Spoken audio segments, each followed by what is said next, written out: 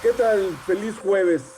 Esto es The Wise Man, mi nombre es Manuel Callejas y estamos aquí de nuevo para platicar sobre los aconteceres de la cultura popular y cosas que nos atañen día a día. Básicamente seguimos, no quiero decirlo así, pero lo voy a tener que decir, seguimos del nabo en la cuestión del COVID. Estamos perdidos, somos el número 4 casi ya. O sea, estamos ya nada más detrás de Estados Unidos, de Brasil y del Reino Unido, señores. Este, esto no se ha acabado. Tenemos que cobrar conciencia, por favor. Por favor, cubrebocas si sales a la calle. Si tienes que trabajar, cubrebocas con tus medidas de sanidad. Si tienes que ir a algún lugar, a lo que quieras, respeta las medidas. ¿Sí? La gente sí se está muriendo. Yo se los he dicho, yo tengo un sinnúmero de amigos y conocidos que han fallecido. La última semana falleció otro amigo más. Un exalumno y amigo mío falleció desgraciadamente. El papá de un amigo falleció. O sea, no podemos estar así. ¿Sí? Pero, pues no tampoco puedo estar hablando todo el tiempo de coronavirus y del COVID y de las desgracias que tenemos. Para lo cual, hoy traigo un programa especial. Y la primera noticia con la que me voy a arrancar, que es muy importante, es el fallecimiento de una estrella de talla internacional. Falleció Ennio Morricone. ¿Quién es Ennio Morricone o quién fue Ennio Morricone? Ennio Morricone, pues simple y sencillamente musicalizó más de 500 películas, series de televisión y otras obras que tiene ahí. Entre sus saberes tiene participaciones no solamente en films. Colaboró, por ejemplo, en el 84 con Metallica en la rola de Ecstasies of Gold. Es más, los conciertos de Metallica comienzan con una rola de Morricone. En el 87 realizó algo también con The Pet Shop Boys, I Could Happen Here. Eh, o sea, Morricone es uno de los últimos genios musicales que ha tenido la humanidad. Y Morricone salta de la mano de Sergio Leone. Sergio Leone, un director italiano, al cual se le debe la inclusión del spaghetti western. Y tal vez para las nuevas generaciones no sepan qué es el spaghetti western, pero durante los finales 60, todos los 70 y parte del inicio de los 80, Sergio Leone hizo películas de vaqueros, pero en italiano. Y la más importante desde mi punto de vista de esas películas de Spaghetti Western, pues fue El bueno, el malo y el feo. Pero de ahí hay muchísimas otras, como Un puñado de dólares y algunos otros westerns muy palomeros, por decirlo así. Morricone también musicalizó una de las películas que para mí tienen huella. O sea, yo en mi adolescencia vi una película que se llama Érase una vez en América, que les recomiendo. Es una película demasiado larga sobre gángsters, muy emotiva, muy llegadora. La trama efectivamente sí es cuestiones de gángsters, pero tiene un giro humanitario, por decirlo así. No sé, te toca, ¿no? Morricone tuvo su Oscar honorífico en 2006 porque, a pesar de que había musicalizado muchas bandas sonoras, muchas que ganaron Oscars, él no había recibido el Oscar por la mejor música en una película. Y en 2006 le dan su Oscar honorífico, pero resulta que en 2016 musicaliza una de las últimas películas de, de este de este señor. Ay, se me está yendo su nombre, cómo se me pudo ir el nombre, sonó el teléfono. El de de Pulp Fiction, ¿cómo se llama este director? Bueno, ahorita me va a ayudar a recordar el nombre. La Tarantino. película de Hateful Eight, pues eso le da el Oscar realmente. Y para sacarme el del escollo, hoy tengo un invitado especial. Especial por 3 razones. Primera, es mi primo hermano, es mi pariente. Entonces, desde ahí ya tenemos algo. Segunda, es una persona súper letrada, es abogado, es doctor en Derecho, experto en derechos de autor, pero también conoce mucho sobre literatura, sobre arte, sobre películas, sobre música. Él es César Benedicto Callejas y me permito presentarte, primo. Bienvenido, ¿cómo estamos? Gracias. Todo muy bien, aquí resistiendo. Oye, sácame el escollo. ¿Cuál es el director? Quentin Tarantino. Es que sonó el teléfono y se me fue la onda. Oye, no juegues, me sacó de contexto completamente. ¿Qué nos cuentas sobre Morricone? ¿Qué puedes platicar sobre Morricone? Morricone yo creo que es uno de los compositores que van dejando huella en las generaciones.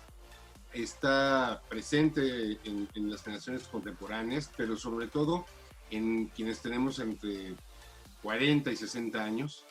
Y sobre todo porque es un autor que va dejando huella en la banda sonora de nuestras vidas, así como a ti te toca cierta Once Upon a Time in America. Para mí, por ejemplo, no hay más película o que me toque más profundamente Malena. que Cinema Paradiso. Oh, no, o sea, no. La vi a los 18 años y para mí el cine es Cinema Paradiso, ¿no? Una película sobre cine, una película sobre nostalgia de lo que uno nunca vivió. Y eso pues, siempre me hace recordar Proust, ¿no? No hay mayor paraíso que el que hemos perdido. Y siempre la música de Morricone es una música muy sensual, una música muy, muy sentimental, pero sobre todo es una música muy profunda, que el gran mérito es resaltar la imagen y tal vez eso es lo que no le haya permitido ganar más Óscares o más premios. Ese va a ser el primer premio Príncipe de Asturias post-mortem. Exactamente. Justo 15 días antes de morir le dieron al Príncipe de Asturias, el primer músico la recibe, el primero que va a ser post-mortem. Y tienes otras, por ejemplo, La Misión. Y entonces es la historia de prácticamente todo el siglo. Morricone pertenece a una familia de la resistencia antifascista y él convive también, por ejemplo, con la experiencia de Umberto Eco, de estas familias que son represaliadas durante la época del fascismo en Italia y que resisten y que dan a luz sus grandes obras con esa carga de haber vivido el fascismo en su infancia, en sus primeros años, y es toda esa explosión de libertad y de creatividad que nos caracteriza.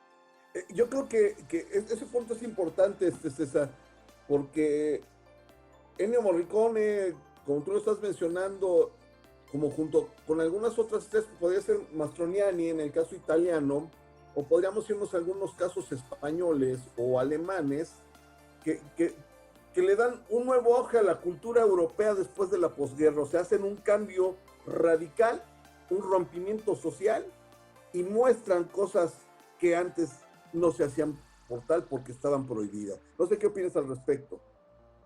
Sí, mira, ahí tienes varias cosas. El neorrealismo italiano, tienes la Nouvelle Vague en Francia, la nueva ola francesa. Tienes en España, desde luego, es la única dictadura fascista. Bueno, no sé si Franco sea fascista llegara tanto, lo veo un dictador demasiado chaparro y demasiado chafa para con sus colegas, pero bueno, sí hay una represión y los cineastas españoles empiezan a hablar entre líneas. Saura, la literatura de Camilo José Cela, pero en Francia y en Italia tienes estas dos corrientes que empiezan a recuperar el espacio perdido que los norteamericanos no alcanzan a ocupar todavía. Los grandes intelectuales norteamericanos habían pasado parte de su formación de preguerra en Europa, Hemingway en Francia, por ejemplo, o en la Guerra Civil en España. Lo que le llamó Gertrude Stein la generación perdida, Hemingway, Scott Fitzgerald, todos que tienen un compromiso muy fuerte con la cultura europea y que renace en la época de la posguerra. Entonces tienes producción de un cine desde lo más divertido, desde Boccaccio 70, por ejemplo, estos cuentos breves El de Camarón Prohibido. Sí, claro, y en Francia empiezan a contar un cine más relacionado con la literatura, que además va a ser influyente en América Latina. No puedes explicarte el boom latinoamericano sin la nueva ola del cine francés, ¿no? Sí. Que es el cine que vieron Carlos Fuentes, que vio Julio Cortázar, y empieza a haber un diálogo muy fuerte entre Europa y América, y en Latinoamérica en especial. O sea, nuestros propios escritores todavía formándose están escribiendo en Francia, en la mayor parte de ellos en Francia, algunos en Barcelona, otros en Italia, y tienes esta comunidad de lenguaje. Ahora, lo más importante es echarle tierra, enterrar por fin la época fascista y sobre sus ruinas construir una nueva narrativa. Y esto es algo muy importante porque Morricone tiende lazos no solamente con directores italianos, sí son su fuerte, yo creo que es como el gran ejemplo también de la resistencia a la globalización.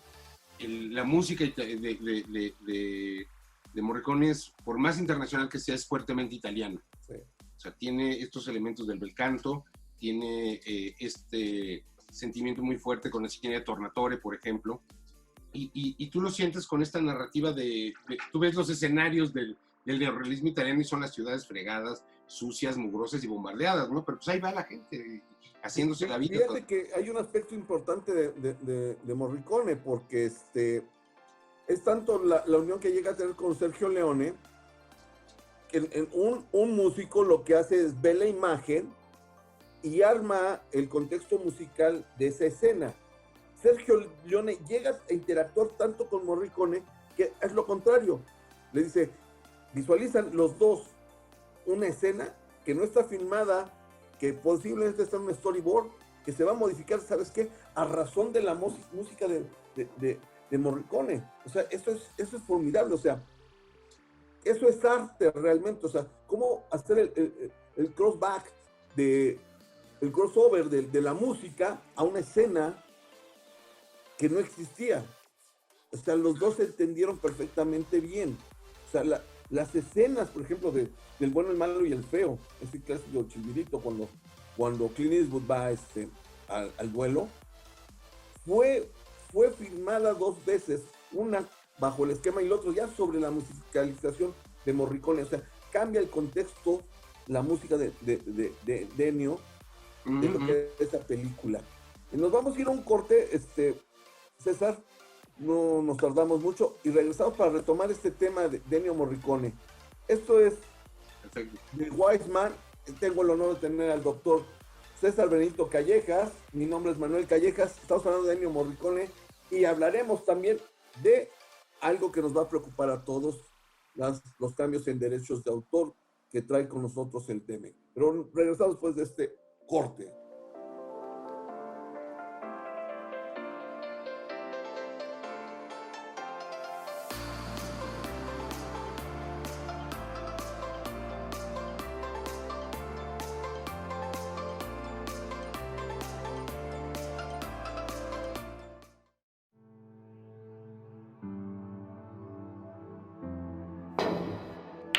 El riesgo de contagio por coronavirus es real.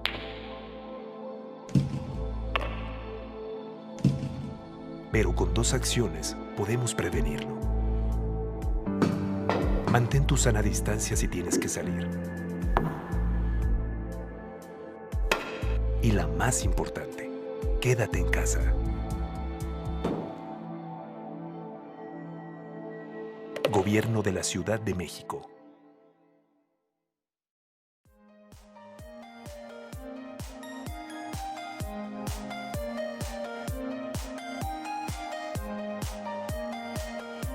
Bien, esto es The Wise Man. Mi nombre es Manuel Callejas. Tengo el honor particular de tener hoy a César Benito Callejas, el doctor Callejas también. Hay 2 doctores Callejas el día de hoy. Es el otro, el de Wise Man.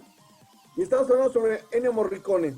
Estamos hablando de la interacción que llegó a tener Morricone para hacer ciertas escenas en el cine.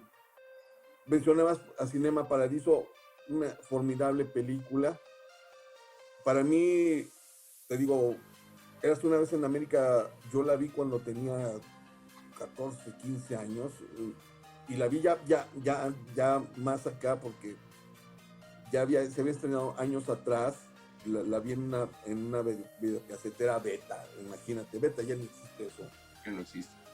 Pero a mí me sorprende realmente, o sea, cómo Metallica abre sus conciertos con un tema de Morricone. ¿Qué nos puedes platicar, César, sobre la relación de Morricone hacia series de televisión, o sea, la cuestión más popular, o sea, su relación con algunos músicos de la cultura pop? ¿Qué tienes al respecto? Mira, yo creo que Morricone es un caso especial dentro de la música y de la cultura. Yo creo que es de los primeros en que rompen esta frontera que durante muchos siglos hizo mucho daño entre música de culto o literatura de culta y literatura comercial, cine comercial y cine de arte, que es una convención, digamos, artificial. Lo que decía Morricone es, hay música bien hecha y música mal hecha, hay cine bien hecho y cine mal hecho. Entonces, bueno, cada cine tiene su público y tiene su mensaje. Y esto me recuerda también una frase de Woody Allen que decía: ¿de qué mensaje quiere mandar con esta película? No, ninguno, le quiero contar un cuento. Si quiero mandar un mensaje, pongo un telegrama. Sí. Y es lo que hacía Morricone. Morricone participa mucho en televisión. Evidentemente tiene más de 500 obras de musicalización de audiovisuales en televisión, en cine. Y entonces es un personaje muy, muy constante en televisión europea. Es responsable, por ejemplo, de Eurovisión, de los premios de Eurovisión. Entonces eso le da una movilidad muy grande. Y él es de los primeros también en impulsar esta, yo no sé si llamarle vulgarización, pero sí popularización de la nueva vida de la ópera. Nosotros pensamos que la ópera es como el espectáculo oculto por excelencia, de frac, pipa, guante y todo lo demás. Y la verdad es que la ópera es un espectáculo popular que después de la Primera Guerra Mundial o alrededor de principios del siglo XX se volvió de alto costo y de alta cultura. Pero en su origen, la ópera es un espectáculo popular. O sea, la gente no tenía iPods, no tenía reproductores de música y se iba a la ópera porque la ópera era el espectáculo total. Teatro, música, danza, todo por el mismo precio. Entonces, en realidad es un espectáculo popular. Y eso es lo que hace Morricone. Morricone tiene también lazos con la literatura. Por ejemplo, La Misión es un periplo, es un viaje de la literatura latinoamericana con Leopoldo Lugones, Jorge Luis Borges, la historia de América Latina, los jesuitas, todo resumido en este compendio que es la película de La Misión. Y la música lo que hace es ser la capsulita en la que viaja todo esto, ¿no? Esa flauta en La Misión es impresionante, o sea, sí, los paisajes sudamericanos, ¿no? Sí, bueno, esa escena es impresionante, que le está tocando el oboe el jesuita y se lo rompe uno de los indígenas y el otro lo recupera. Y es la idea de la universalidad de la música. Por ejemplo, Morricone gana el Grammy, 2 premios Grammy, y es de los primeros músicos, o yo diría que el gran músico que baja del pedestal y se anima a hacer especiales de televisión. Morricone también entra a la fama mucho porque es el gran, no sé si tú lo recuerdes, había un programa que hacía la RAI, la noche el solsticio de verano, la noche de la música del solsticio, que se hicieron de forma masiva con satélites. Sí. Cada país ponía 2 piececitas. México participó una vez con el Guapango de Moncayo, desde luego, con la marimba Nandayapa en Teotihuacán, un cantante de ópera en Chapultepec, pero eso conectó por primera vez todos los satélites de manera simultánea, y eso fue una idea de Morricone, ¿no? Entonces sí lo tenía dentro del contexto de la cultura popular y también siempre pendiente del desarrollo de la música culta. Fíjate, eso que dices de la globalización y el uso del satélite, por ejemplo, la emisión, y también tiene mucho que ver Morricone con la producción de Pansat, aquel que hubo en 1969, 1970, One World, One Life, en donde salen los Beatles, donde cantan la de All You Need Is Love. Es obra de todo esto, o sea, es el trasiego que traía este genio. Y ahora te quiero invitar a que nos platiques un poco también más sobre ti. A mí me encanta que cada 8 días me mandas tu crítica de libros. A veces no los puedo leer, la verdad. No no tengo a veces el suficiente tiempo, soy muy flojo en la noche para leer y en el día a veces sí puedo agarrar de repente un libro, pero platicas un poco sobre esta temática, sobre tu columna que tienes en el periódico, la columna en la que editas críticas sobre libros. Platicas un poco, César, sobre eso. Gracias. Mira, el blog tiene no más o menos, el blog tiene ya 12 años y pues empezó jugando con algún alumno mío que me decía, que profe, pues usted que recomienda tantos libros en las clases, ¿por qué no pone un blog? Y a mí se me hacía en aquella época como muy lejano y jugando, pues bueno, el blog ya tiene una trayectoria ahí de varios años. Los martes sacamos una sección que se llama El Libro Nuestro de cada martes. Sí. Estaba yo en mi hora de rezar, yo creo un martes, y se me ocurrió que porque si el pan nuestro de cada día, el libro nuestro de cada martes. Y cada martes el libro que estoy leyendo, si me gusta, si no me gustan los libros, yo siempre les doy 50 páginas del beneficio de la duda, porque sé que escribir un libro cuesta mucho trabajo y por lo menos 50 páginas se las merece cualquiera que publique. Eso sí, ¿eh? En la página 51, si el libro no convence, al que sigue, porque hay poca vida y mucho libro que leer. Y sí. Tú sacaste un texto sobre Morricone, algo al respecto, ¿no? Si no mal recuerdo.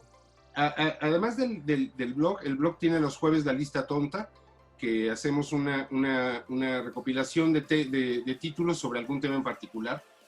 El blog está inspirado en un periodiquito que sacaba Alfonso Reyes, que se llamaba Monterrey. Y él decía, yo aquí, este es mi periódico, yo publico lo que me da la gana, como me da la gana, y al que le guste, que bueno, y el que no también, y el blog es así. Entonces, cada jueves escojo un tema. Aquí estamos poniendo ahorita, ¿nos dices cuál es la liga para ponerla aquí debajo? Sí, la tengo ya aquí en el chat, ya está puesta. cesarcallejas.me, está en WordPress, también se puede buscar como Cisterna de Sol. Ok, Cisterna de Sol, efectivamente. Y estoy en la columna de opinión del Excelsior desde hace también ya varios años, 12 años, y ahí publicamos habitualmente los martes, cada 15 días más o menos, y todos los martes en la revista de Ruiz Gil y Time. Sí. Y entonces ahora pues habría que hacer un homenaje a Morricone, pero lo importante, lo que yo quería tratar era no el punto del Morricone que se fue, o ni siquiera el que yo escuché, sino el Morricone que escuchamos hoy en día. Cómo nos toca en este contexto de la pandemia, cómo nos toca en este contexto en el que revaloramos tanto la nostalgia, y de ese mundo que se nos fue, porque el mundo al que vamos a volver no es el mundo que se acabó. Es decir, hay una frase del taoísmo que dice, si alguien te odia mucho, que te desee que vivas en una época interesante. Entonces yo creo que alguien nos odiaba muchísimo, porque yo creo que estamos en el momento más interesante desde la Segunda Guerra Mundial. Fíjate que comentaba el otro día con unos amigos, nuestra generación es muy afortunada desde mi punto de vista.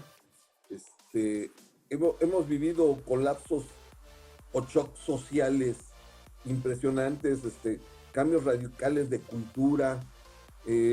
Vivimos durante muchos años al vilo de que podía haber una guerra nuclear entre las repúblicas socialistas, la URSS contra Estados Unidos, el cual se le antojaba a cualquiera lanzar los misiles. Eso lo hicimos desde que nacimos hasta mediados de los años 80, estuvimos así en vilo hasta que se cae el muro de Berlín, con la expectativa de bueno, ya llegamos a la luna, ¿qué va a haber en la luna? ¿Cuándo nos vamos a ir a Marte?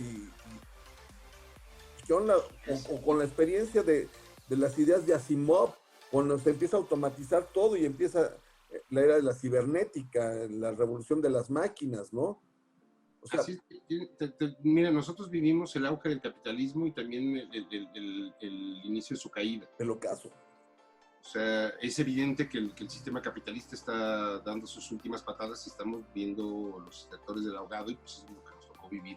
En la caída del muro de Berlín nos tocó convivir con los nietos de los sobrevivientes del Holocausto, pero también fuimos testigos de Srebrenica en Yugoslavia. O sea, volvimos a ver genocidios cuando pensamos que nunca los iba a ver. Sí, no. O sea, no habíamos vivido una pandemia así desde la peste negra. O sea, sí estamos en un momento, y creo que además, si lo comparas con la generación de nuestros hijos, vivían, que no recuerdan el mundo sin celulares, o la generación de nuestros padres, a los que les sorprendió los primeros celulares, somos la generación que está a caballo. Nosotros, yo le cuento a mis hijos, se mueren de la risa, como en la producción de los programas de televisión salía un señor con una cartulina poniendo los créditos. Sí. Y entonces veo con ellos, por ejemplo, el otro día vimos Jurassic Park, y pues los dinosaurios no les impresionan mucho porque están acostumbrados a unos efectos mucho más acabados, pero el laboratorista empieza a fumar y eso sí les impresiona mucho, ¿no? Vaya, vivimos nos tocó ser el parteaguas de mundos, y eso evidentemente aumenta nuestra angustia, pero creo que es nuestra gran capacidad de comprender el mundo que se fue y el mundo que tenemos. Somos sobrevivientes, y creo que hemos sido sobrevivientes porque nos hemos podido adaptar a dos mundos distintos. El mundo de nuestros hijos, que es completamente distinto al de nuestros padres, y esa antigüedad o ese arcaísmo que fue la vida de la generación de los baby boomers, gente más antigua que nosotros, que son nuestros padres, nuestros abuelos, pero que nos permite movernos de uno a otro lado siempre y cuando seamos capaces de adaptarnos, porque aquellos que no se adaptan están yendo, están yendo porque no tienen trabajo o porque no pueden entender muchísimas cosas del cambio, o se empiezan a saturar, o se empiezan a aislar, ¿no? O sea, y ahí podemos hablar de cuestiones que en un tema adelante platicaríamos sobre los analfabetas tecnológicos, ¿no? Que es un rollo fuertísimo, ¿no? Pero además, yo creo que yo aprendí a usar Basic y esas vaciladas que ya no sirven para nada, pero nos servía para entender el proceso del cambio tecnológico. Yo veo, por ejemplo, los chicos que son muy buenos utilizando aplicaciones, pero que no son en realidad la maravilla tecnológica que yo esperaba ver. Es decir, la convivencia ya en el encierro, resulta que usan el teléfono como sabía usar yo un conmutador de botoncitos cuando tuve mi primer trabajo de pasante. Sí. Vaya, el cambio tecnológico nos sorprendió a todas las generaciones por igual, y hay cosas que nos cuesta mucho trabajo entender. Mira, un ejemplo, hubo un librito que se llamó El Móndrigo, que era un libro que publicó Gobernación para desprestigiar el movimiento del 68. O sea, se llamaba Alba Roja. Vámonos a un corte, César. Sí. Regresando del corte, me platicas de ese. Eso es algo muy interesante. Ya te quedas a platicar, pero quiero que el público lo entienda. Nos vamos a un corte rapidísimo. Ya salimos de Morricone, íbamos a entrar a otro rollo y ya nos metimos. Eso es lo que me encanta de este programa. Que no hay guión y que pasa lo que pasa. Esto es The Wise Man. Soy Manuel Callejas. Tengo de invitado al doctor César Benito Callejas y regresamos después de este corte.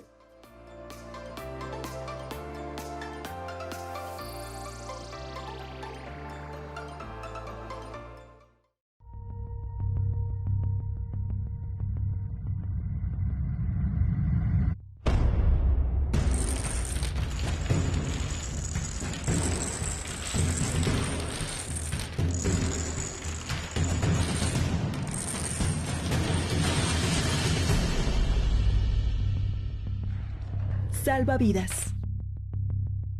Quédate en casa.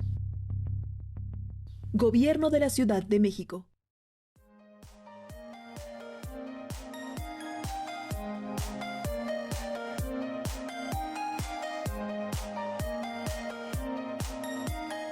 Estamos de vuelta aquí en The Wise Man. Tengo el honor de tener al doctor César Benedito Callejas. Y empezamos hablando de Ennio Morricone, y esto nos llevó a algo que no teníamos preparado ni esperábamos, porque mi temática era el contexto tecnológico hoy en día y el trasiego de tres generaciones, los baby boomers, los X y los millennials. Y nos ibas a platicar algo de un texto relacionado con el rollo de 1968. Platícanos, César, un poco. Sí, mira, es un libro que publicó una editorial fantasma, pero la editorial nunca existió, que se llamaba Alba Roja. Y el texto se llama El Móndrigo, y se supone que son las memorias de un miembro del Consejo Nacional de Huelga que encuentran con él en el cadáver en el edificio Chihuahua. Yo leí ese libro a principios de los 80s. Y tú te acordarás que era un libro que hablaba de una conjura prosoviética, sí, y parecía que este era un infiltrado de la KGB, etcétera, etcétera. Resulta, pues el libro es falso, siempre lo fue. Y la preocupación es quién escribió el libro. Estaba Uranga, estaba Blanco Moeno, un señor que se apellida Joseph, que decían, bueno, ¿quién de estos asesores de gobernación de Gutiérrez Barrios lo escribió? Y en la UNAM, un sistema de inteligencia artificial mide unas huellas, digamos, frecuencias, riqueza de lenguaje, figuras retóricas, uso de puntuación, usos de sílabas frecuentes, y entonces alimentas la máquina aprende del estilo, identifica esos rasgos que van más allá de lo consciente de cada escritor. O sea, hay una huella indeleble de todos los escritores que, aunque no queramos, se nota al final del texto. Contra 5 o 6 textos bien definidos de autor, puede identificar cuál del campo probable es el autor correcto. Y así se identificó que este señor Joseph, que había sido gente de Gutiérrez Barrios, era el autor del libro, y el famoso Móndrigo nunca existió. Entonces estamos llegando ya al punto de esto evidentemente con temas de derechos de autor como el plagio, sí, pues se vuelve ya un mecanismo, pues prácticamente una huella digital. Y a eso me refiero con la tecnología. Si esta máquina puede replicar estilo, podría con facilidad en un lapso breve imitar un texto de Carlos Fuentes sin ninguna dificultad. Efectivamente. O sea, esto revalora el trabajo artesanal del escritor, devalúa, digamos, al escritor industrial. Yo no quiero hablar mal de ningún autor, pero estos escritores que tienen 270 novelas, sacan 4 al año y todas son bestseller, pues es una industria, digamos, ¿no? ¿Qué valor tiene esa frente a la literatura artesanal de autores que están trabajando hoy como Jorge Volpi, ¿no? Hay una valoración distinta del arte y de la cultura en ese sentido. En ese sentido, fíjate, pasa lo mismo en la música. En la música ya actualmente los sistemas de inteligencia artificial son capaces de componer música, generar canciones, letras musicales. O sea, yo creo que aquí el concepto humanista del arte no se puede perder. O sea, el arte es esencia pura del alma y la creatividad humana, porque emana del sentimiento puro de nosotros, los seres humanos. Y hay algo que la máquina no puede aprender. Mira, Leone y Morricone estudiaron juntos en la primaria. O sea, es toda una vida de amistad. Por eso llegas a ese entendimiento tan fuerte. Y hay experiencias comunes que la máquina no puede aprender. O sea, ¿te acuerdas de Blade Runner? La única manera de encontrarlo antes era porque no tenían emociones. Sí.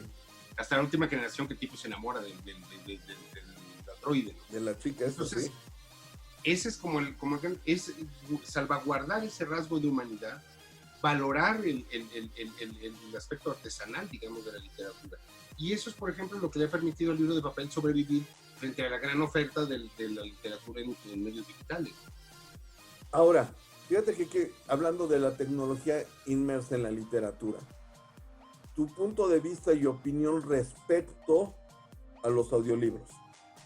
Mira, yo creo que lo importante es que la gente se acerque a la literatura. El soporte es lo de menos, y si a la gente le acomoda escucharlo mientras va en el tráfico, me parece muy sano, me parece muy bien. Yo creo, por otra parte, que la literatura está hecha para imprimirse, y que el contacto neuronal entre la textura del papel, la experiencia de pasar la página por ver este arco lineal entre la primera y la última página que te permite volver a anotar todo eso, es lo que le da contexto a la literatura. Pero lo importante son los contenidos al final del día. Hay países donde el libro digital no pegó. En Francia los libros digitales no funcionan, no se venden. La gente compra revistas y periódicos en digital, pero los libros no. Sí, no. En Estados Unidos al revés, hay ediciones que nunca salen en papel, porque la gente prefiere su Kindle. Y en México el problema que tenemos es que la gente no confía en los bancos, entonces no usamos tarjetas de crédito y la gente sigue comprando papel. Pero para el pequeño mercado editorial que vemos en México, seguimos prefiriendo el papel. Pero lo importante es eso. Yo sí veo, por ejemplo, a mi hija, a Almudena, que le gusta mucho el manga y esta literatura japonesa, que tiene cosas maravillosas. Le da igual si se lo das en papel o se lo das en digital. Digital. O sea, lo importante es el contenido, cómo te acomodas es lo de menos. Sí creo que siempre habrá libros de papel, eso indudablemente. Ahora estás detonándose todo lo que son los podcasts, y podcasts no temáticos como tal, sino de programa. Hoy, por ejemplo, inaugura un nuevo podcast esta chica, la ex esposa de Bruce Willis, ¿cómo se llama? Demi Moore. O sea, un podcast de 6 capítulos referente a los trastornos o las necesidades sexuales de las mujeres, como si fuera una novela, son 6 episodios.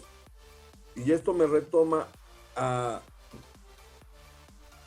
la situación o la complejidad que existe de preferir ver la película o leer el libro. ¿Qué haces primero? Siempre debe ser mejor leer el libro. Claro. Porque es que Claro. te hace la inmersión directamente en el contexto.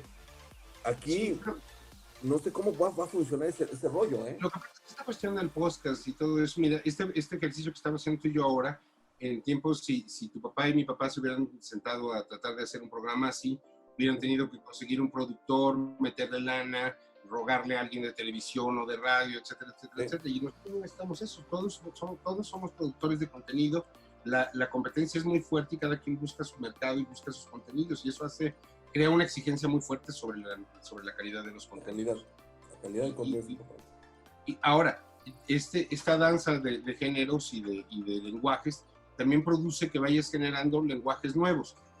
Nadie espera ya que el libro se parezca a la película. Lo que buscamos, la película te cuenta una historia, otra historia, basada o que sale del libro. Pero si yo escribo una novela y tengo que decirte que el fulano lo está esperando el asesino en la esquina, y él sale de su casa, voltea a la derecha, a la izquierda, camina 4 pasos, ve al asesino, se arrepiente, quiere regresar, eso te lo tengo que contar en una cuartilla o en 2 párrafos. Y en cine basta con que el fulano salga, voltea a la derecha y ponga la nota musical correcta. Sí. Entonces eso hace el contexto completamente distinto. Pero también el público al que está dirigido es completamente distinto. No, y a lo que iba, por ejemplo, con los podcasts, es como la venganza de las radionovelas, ¿no? O sea, yo me acuerdo de las radionovelas. Yo creo que por ahí. que la radionovela es algo interesante porque es algo que nosotros nos perdimos. A nosotros ya no nos tocaron. Uh-huh. Pero hace 7, 8 años, Radio UNAM empezó cuando empezaba a popularizarse el Twitter, que se llamó Pájaros en el Alambre. Y era un ejercicio muy chistoso. La gente le mandaba un Twitter al productor, iban improvisando una radionovela. Entonces, por ejemplo, hoy tocaba Novela Rosa. Entonces, el doctor Twitter, que era el que producía, decía: a ver, señores, mándenme un tweet, y ahora, ¿qué quieren que haga? ¿La besa o no la besa? Mandaba su Twitter. Y así fue evolucionando, y sí es un ejercicio muy, muy padre. Ahora, Radio UNAM también acaba de sacar la radionovela sobre las batallas en el desierto en homenaje a José Emilio Pacheco. Vamos recuperando esos espacios, y al final del día yo creo, y sí tengo mucha fe en el sentido de que esto, lo que está salvando la situación no son ni los cuentos de Gatell, ni es la cultura. Es lo que nos ha permitido mantener la razón y no agarrarnos a golpes y bromas entre todos. Oye, primo, ya se nos acabó el tiempo, no juegues, fue rapidísimo este rollo. ¿Cómo andas dentro de 8 días? ¿Te animas a echar todo A la orden. conmigo? Sí, A la porque orden, claro que sí. traigo pendiente lo de derechos de autor, es algo que está preocupando mucho y que está mucho en tema, y tú eres experto de esto y también quiero platicarlo. Sí, porque claro que sí. impacta directamente en cuestión tecnológica la nueva ley de derechos de autor. Está dirigida exclusivamente al término tecnológico, lo demás de la ley quedó igual. Creo que es una legislación, para hablarlo muy rápidamente, poco terminada, mal estructurada y con un lenguaje muy, muy mal utilizado, que va a tener que regularse antes de 180 días, como dice el mandato del Congreso, Sí. en términos reglamentarios, porque la ley como está no va a funcionar. Perfecto, César. Fue un placer que tenerte hoy al doctor César Benito Callejas. Soy Manuel Callejas, eso fue de Wiseman. Nos vemos dentro de 8 días de nuevo aquí y vamos a hablar de lo que nos faltó. César, muchas gracias. Te mando ahorita un mensajito. Muchas gracias.